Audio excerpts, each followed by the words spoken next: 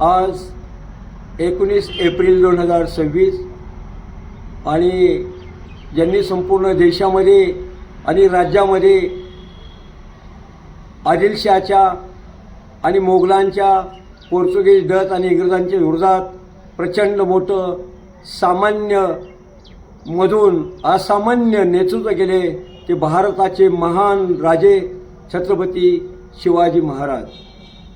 त्यांनी त्या काळामध्ये त्यांचा शिवनेरीवर जन्म झाला। पुण्यामध्ये लाल महालामध्ये पुण्याचं त्यांनी पुनर्जीवन केलं।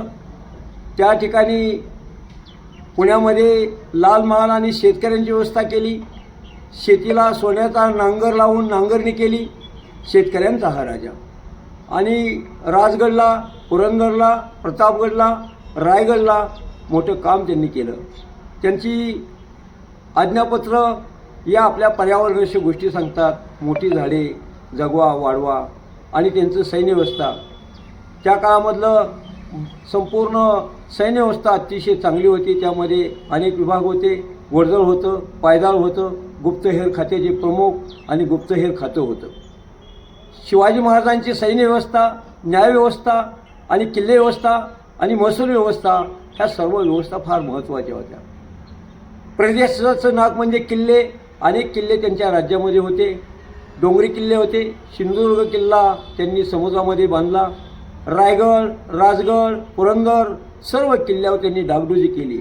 सातारा जिल्ह्यामधले अजिंक्यतारा असेल, महिमनगड असेल, वारुगड असेल, संतोषगड असेल आणि वर्धनगड असेल, वासोट असेल, अनेक किल्ल्यावरती त्यांनी चांगली बांधकामं 1673-74च्या दरम्यान केली।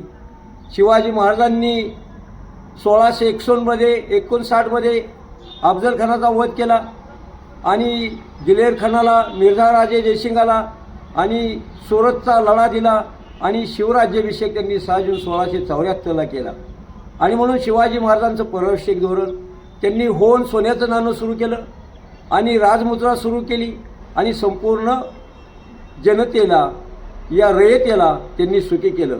सामान्य जनतेचा राजा, किल्ल्यांचा राजा, शेतकऱ्यांचा राजा, महिलांचा आणि सर्व शोषितांचा, वंचितांचा महाराजा, भारतातच नव्हे तर जगामध्ये सर्वश्रेष्ठ राजा। 1627 ते 1680 या कालखंडात त्यांचा कारकीर्द आणि म्हणून भारताला संपूर्ण अभिमान वाटेल अशा प्रकारचं त्यांचं राज्य जगातील एक थोर राज्य होतं। आणि म्हणून त्या शिवाजी महाराजांना मी आज या एप्रिलच्या या तारखेला त्यांना मी अभिवादन करतो। त्यांच्या